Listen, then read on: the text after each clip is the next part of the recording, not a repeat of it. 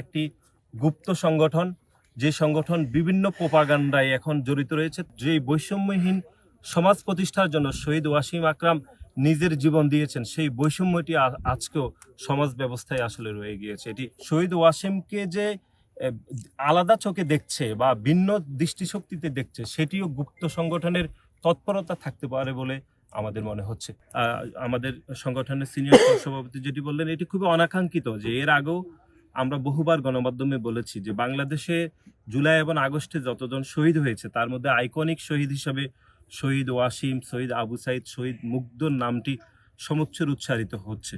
কিন্তু অত্যন্ত দুর্ভাগ্যজনকভাবে আমরা দেখলাম যে শহীদ মুগ্ধ এবং শহীদ আবু সাইদের নামটি পাঠ্যপুস্তকে অন্তর্ভুক্ত করা হলো শুধুমাত্র রাজনৈতিক কর্মী হিসাবে, এবং বাংলাদেশ জাতীয়তাবাদী ছাত্র দলের একজন একনিষ্ঠ কর্মী হওয়ার কারণে তার নামটি পাঠ্যপুস্তকে অন্তর্ভুক্ত করা হয়নি। এটি নিয়ে আমাদের দলের পক্ষ থেকে কথা বলা হয়েছে। আমাদের দলের ভারপ্রাপ্ত চেয়ারম্যান 12 তারিখে এ বিষয়ে কথা বলেছেন। আমাদের সংগ্রামী মহাসচিব জনাব পিকজা ফখরুল ইসলাম আলমগীরের চট্টগ্রামের তারুণ্যের সমাবেশে তিনি বলেছেন যে চট্টগ্রামের প্রথম শহীদ হিসাবে শহীদ ওয়াসিম আকরামের নামটি যেন পাঠ্যপুস্তকে অন্তর্ভুক্ত করা হয়।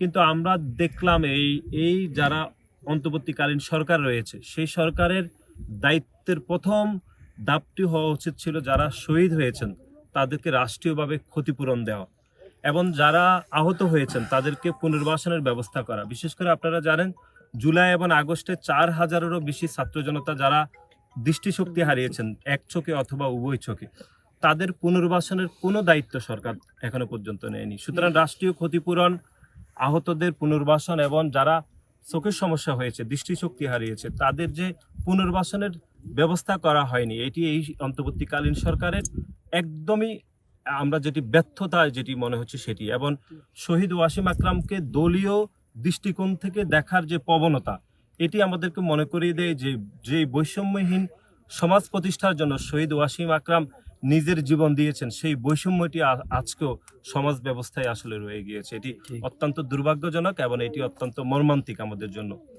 এবং আমরা বাংলাদেশ জাতীয়তাবাদী ছাত্র দলের পরিবারের পক্ষ থেকে আমরা যেটি অনুধাবন করছি যে জুলাই আমাদের সকলের, জুলাইয়ের যে আন্দোলন সেটি আমাদের সকলের ছিল।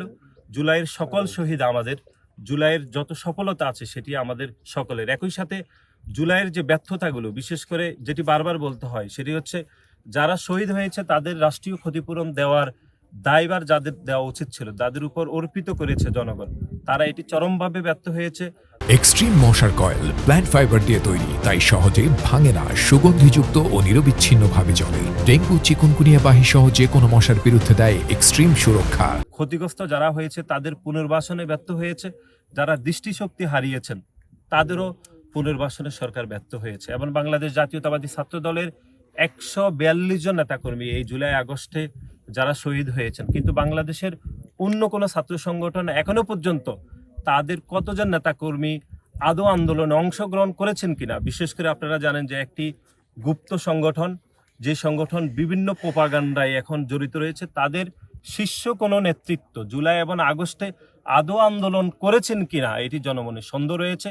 এবং তারা জুলাই আগস্টে আন্দোলনে ছিলেন এরকম একটি তথ্য প্রমাণও কিন্তু গণমাধ্যমে তারা হাজির করেনি।